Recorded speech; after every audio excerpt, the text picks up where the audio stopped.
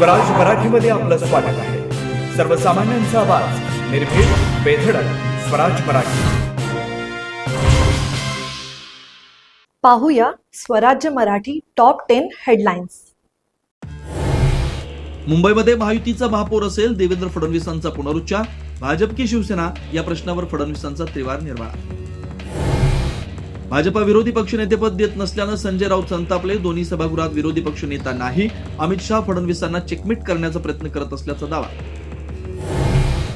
वेगळ्या विदर्भावरून संजय राऊत आणि विजय वडेट्टीवारांमध्ये जुंपली.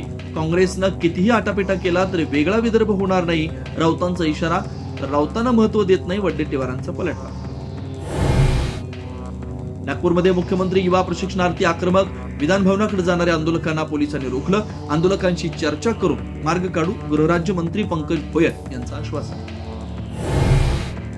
डोंबिवलीमध्ये चक्क गुलाबी रस्ता. रासायनिक कंपनीमधील गुलाबी केमिकल रस्त्यांवर. डोंबिवलीकरांचं आरोग्य धोक्यात.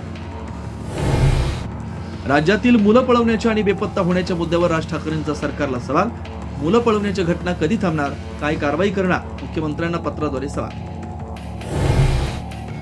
टीईटीची सक्ती करण्याच्या सुप्रीम कोर्ट निर्णयाविरोधात फेरविचार याचिका दाखल करता येणार नाही, सरकारनं भूमिका स्पष्ट केली.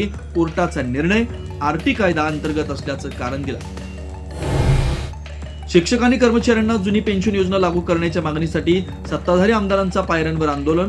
सेवेत असलेल्या शिक्षकांना टीईटी सक्तीमधून वगळण्याची मागणी.